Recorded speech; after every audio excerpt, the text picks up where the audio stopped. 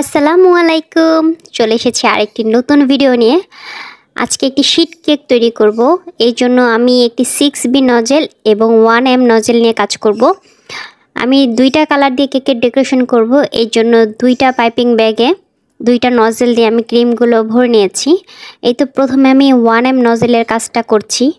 আজকে এই জলপাই কালার কেকটা আমি করছি। আসলে অনেকে কেক দেখার পরে যখন আমি পেজে ছবি আপলোড করি তখন বিভিন্ন কালারের কথা জিজ্ঞেস করে যে কালারটা কিভাবে এনেছি। কালারগুলো দেখা যায় কয়েকটা কালার একসাথে মিক্স করার পরে একটা অন্যরকম কালার হয়ে যায়। এই যে আজকে জলপাই কালারটা, সেটা কিন্তু আমি ইচ্ছাকৃতভাবে করিনি।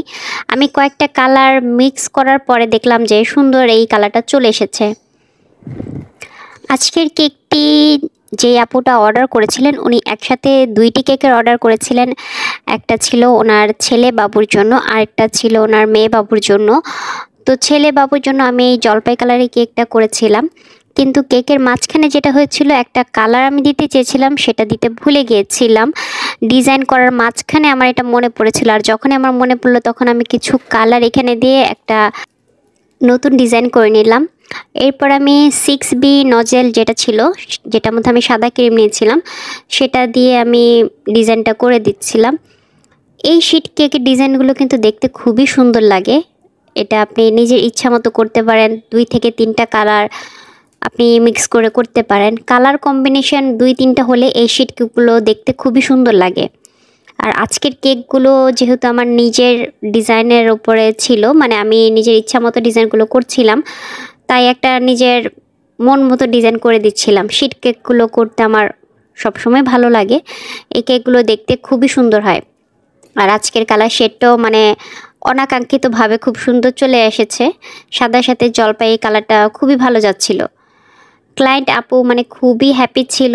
ওনার 2টা কেকই আমি একই টাইপের ডিজাইন করেছিলাম, জাস্ট কালারটা একটু আলাদা করেছিলাম। তো উনি খুবই স্যাটিসফাইড ছিল আলহামদুলিল্লাহ। আর কেকের টেস্টও ওনাদের অনেক ভালো লেগেছে। কেকের রিভিউটা আসলে অনেক বড় একটা ফ্যাক্ট। আমরা যারা হোমমেড কেক নিয়ে কাজ করি, দেখা যায় কেকের রিভিউর আশায় সারাদিন থাকি যে কখন একটা কেকের রিভিউ আমি পাবো। আমি যখন কেকটা ডেলিভারি করে দেই তখন একটা টেনশনে থাকি যে কেকের রিভিউটা কেমন আসবে।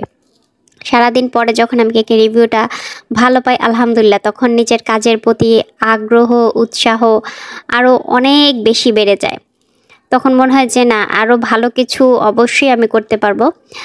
পুরো ঢাকা জুড়ে আমরা কেক ডেলিভারি করে থাকি। কেক নেওয়ার জন্য 2 থেকে 3 দিন আগে অবশ্যই আমাদের পেজে মেসেজ করে রাখবেন আপনারা।